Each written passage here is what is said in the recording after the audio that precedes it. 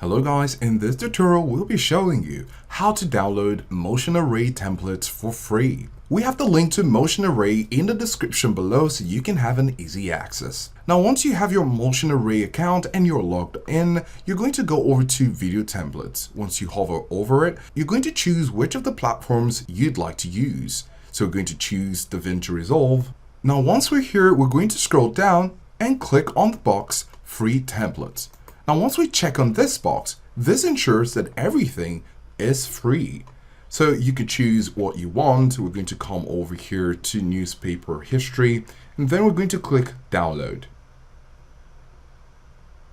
And as you can see, newspaper history source has been downloaded. So after this is downloaded, of course, you can open it in your downloads folder and you're going to find it right there. So this is how to download Motion Array templates for free, and if you'd like to have an easy access to Motion Array, you can click in the description below. Do let us know if this was helpful, and thanks for watching.